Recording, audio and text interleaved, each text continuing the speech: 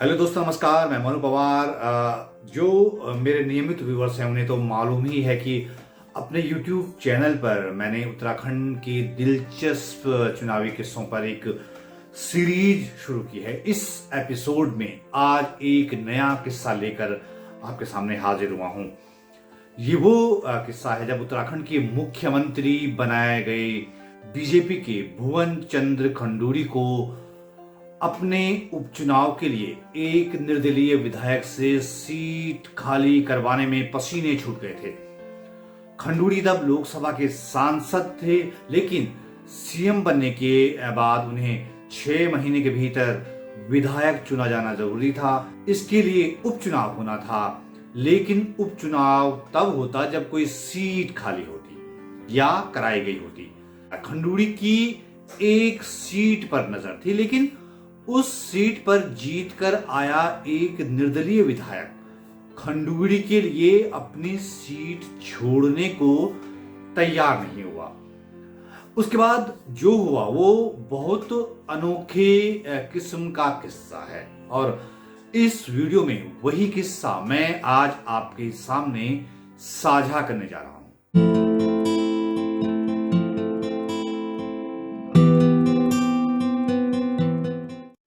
दोस्तों, ये 2007 के चुनाव की बात है, जो कि उत्तराखंड राज्य का दूसरा विधानसभा चुनाव था। तब कांग्रेस के एनडी तिवारी की सरकार जाती रही।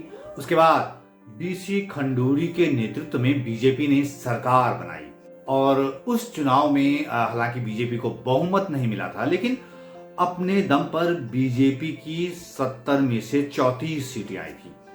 तब बीजेपी ने यूकेडी और कुछ निर्दलीय विधायकों की मदद से सरकार बना ली थी अपनी। वैसे बीसी खंडूरी जो है तब विधायकी का चुनाव नहीं लड़े थे। वो गढ़वाल लोकसभा क्षेत्र से बीजेपी के सांसद थे, लेकिन बीजेपी हाईकमान ने सरकार की कमान उनको सौंप दी उत्तराखंड में। वो मुख्यमंत्री बने, लेकिन संवैधानिक व्यवस्था के तहत उन्हें 6 महीने के भीतर राज्य की विधानसभा का सदस्य होना बहुत जरूरी था। ये एक अनिवार्य शर्त होती है ऐसे मामलों में। तो 2007 के विधानसभा चुनाव के बाद चंद महीने के भीतर ही मुख्यमंत्री बीसी खंडूरी के लिए एक कंफर्टेबल सीट ढूंढी जाने लगी। विधायक चुने जाने के लिए खुद खंडूरी ने अपनी पसंदीदा सीट चुनी, पौड़ी, जो कि उनका गृह नगर भी है। लेकिन उस सीट पर एक पेंच था दोस्तों। वहां उस समय कुछ ही महीने पहले एक निर्दलीय विधायक यशपाल बेनाम दमदार तरीके से चुनाव जीतकर विधानसभा में पहुंचे थे, वो भी पहली बार। और उत्तराखंड में उस चुनावी जीत ने यशपाल बेनाम को सुर्खियों में ला दिया था। उन दिनों बेनाम, जो यशपाल बेनाम है, उनका आत्मविश्वास 7वें आसमान पर था उस जीत के बाद। तब पौड़ी सीट से निर्दलीय उम्मीदवार यशपाल बेनाम बीजेपी के उम्मीदवार तीरथ सिंह रावत को मात्र 11 वोटों से हराकर विधायक बने थे। यशपाल बेनाम को 10,936 वोट और बीजेपी के तीरथ सिंह रावत को 10,925 वोट मिले थे। सबसे खास बात यह थी कि उस चुनाव में पौड़ी विधानसभा क्षेत्र के वोटरों ने एक निर्दलीय पर भरोसा जताकर एनडी तिवारी सरकार के तत्कालीन शिक्षा मंत्री नरेंद्र सिंह भंडारी को तीसरे नंबर पर धकेल दिया था।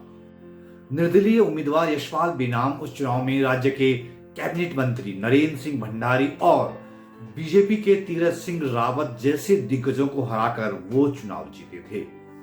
इसलिए वो एकाएक सुर्खियों में आ गए थे, और एनडी तिवारी सरकार में शिक्षा मंत्री रहे दिग्गज कांग्रेस नेता नरेंद्र सिंह भंडारी की चुनावी दुर्गति में यशपाल बेनाम की ही प्रमुख भूमिका थी, क्योंकि बीजेपी उम्मीदवार तीरथ सिंह रावत को उनके कैडर का वोट पड़ा था। लिहाजा उस जीत के बाद निर्दलीय उम्मीदवार यशपाल बेनाम का जो कॉन्फिडेंस था, या ये भी कह सकते हैं कि उनकी जो अकड़ थी, या ये कह सकते हैं कि उनका जो आत्मसम्मान था, या उनके जो तेवर थे, वो उस अनूठी जीत के बाद एकदम अलग थे। उनका कॉन्फिडेंस लेवल अलग था, उनका उनका अंदाज, उनके तेवर वो बदल गया था। इसलिए खंडूरी खेमे की ओर से की गई तमाम मान मनोबल के बावजूद वो खंडूरी के लिए अपनी सीट खाली कराने को राजी नहीं। यशपाल बीनाम को खंडूरी खेमे की तरफ से एक प्रलोभन भी दिया गया था। यहां तक कि उन दिनों यशपाल बीनाम के समर्थकों ने यह भी आरोप लगाया था कि खंडूरी के समर्थकों ने उन्हें धमकाया भी है, लेकिन खंडूरी खेमे का कोई हथियार काम नहीं आया। निर्दलीय विधायक यशपाल बीनाम अपनी सीट खंडूरी के लिए कुर्बान करने को तैयार नहीं हुए। वो शायद इसलिए भी क्योंकि यशपाल बीनाम पहली बार विधायक चुने गए थे।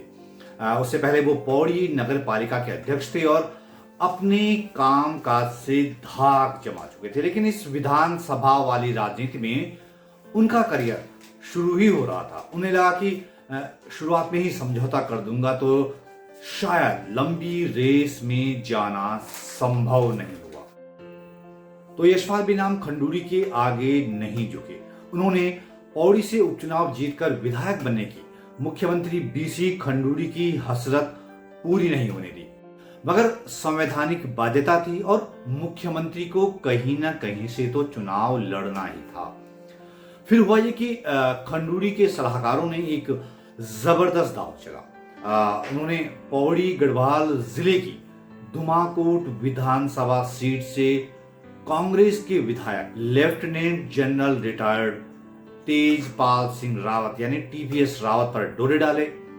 रावत को राजी करके उनकी सीट खाली करवा ली, उनसे इस्तीफा दिलवा दिया गया और उस सीट पर उपचुनाव हुआ और मुख्यमंत्री भुवन चंद्र खंडूरी धुमाकोट सीट से वो उपचुनाव जीतकर औपचारिक तौर पर विधानसभा पहुंच गए, जो कि उनके लिए संवैधानिक बाध्यता भी थी। उस उपचुनाव में बीसी खंडूरी ने कांग्रेस के प्रत्याशी सुरेंद्र सिंह नेगी को करीब 14,000 वोट से हराया। खंडूरी को उस उपचुनाव में 22,708 वोट मिले, जबकि कांग्रेस के सुरेंद्र सिंह नेगी को मिले 8,537 वोट। खंडूरी के लिए अपनी सीट छोड़ने वाले कांग्रेस के lieutenant general retired TPS Rawat को इस कुर्बानी का इनाम मिला। बाद में टीपीएस रावत को खंडूरी की संसदीय सीट से बीजेपी के टिकट पर उपचुनाव लड़वाया गया और वो जीतकर संसद पहुंच गए। तो मुख्यमंत्री खंडूरी पौड़ी गढ़वाल जिले की धुमाकोट विधानसभा सीट से उपचुनाव जीतकर विधानसभा के सदस्य बन गए। लेकिन पौड़ी सीट को लेकर निर्दलीय विधायक यशपाल बीनाम के साथ उनकी और उनके समर्थकों की जो झिकझिक हुई, उससे खंडूरी और उनके समर्थक भुला नहीं पाए उस घटनाक्रम को। उन्होंने उस वाक्य को बहुत दिल पर बहुत गहरे ले लिया और फिर हुआ ये कि तब के सीएम खंडूरी और निर्दलीय विधायक यशपाल बीनाम के बीच संबंधों में भयानक तरीके की खटास पैदा हो गई, जबकि दोनों एक ही शहर पौड़ी के रहने वाले थे। दोनों का ताल्लुक पौड़ी से था। खंडूरी खेमे की तरफ से कई बार सार्वजनिक जगहों पर उस नाराजगी की नुमाइश भी की गई। कई बार बेनाम को जलील करने जैसी घटनाएं भी हुई और हमने भी कई घटनाएं ऐसे देखी हैं, कई मौके ऐसे देखे हैं। जबकि जब मुख्यमंत्री खंडूरी पौड़ी दौरे पर आते थे तो लोकल विधायक यशपाल बेनाम को आमतौर पर भाव नहीं दिया जाता था। उन्हें कई मंचों पर सीएम के साथ जगह भी नहीं दी जाती थी और कई बार तो ऐसा हुआ कि मंच से खुद सीएम बीसी खंडूरी ने अपने संबोधन में मतलब यशपाल बेनाम का नाम नहीं लिया, या अगर नाम भी लिया तो तंज कसते हुए या ताने कसते हुए उनका जिक्र किया। यशपाल बेनाम और उनके समर्थकों ने इससे खुद को बहुत अपमानित महसूस किया और लेकिन खंडूरी खेमे और पौड़ी के निर्दलीय विधायक यशपाल बेनाम के बीच 36 का आंकड़ा लंबे समय तक रहा। वो जो टशन थी वो बहुत लंबी चली। हालांकि सीएम खंडूरी से इस खटास भरे संबंधों का नुकसान राजनीतिक तौर पर निर्दलीय विधायक यशपाल बेनाम को ही हुआ। तब यशपाल बेनाम निर्दलीय ही रह गए।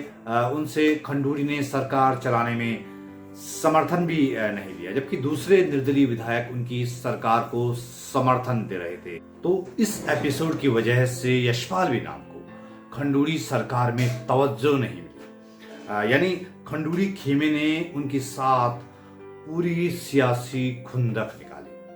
बहरहाल समय का चक्र ऐसा घुमा कि आज यशपाल बेनाम उसी बीजेपी में हैं जिसके मुख्यमंत्री के हाथों कभी उन्हें सार्वजनिक जगहों पर कई बार अपमानित सा होना पड़ा था। खंडूड़ी की उम्र अब उनका साथ नहीं दे रही है और वैसे भी राजनीति में बीसी खंडूड़ी का सूरज अब ढल चुका है।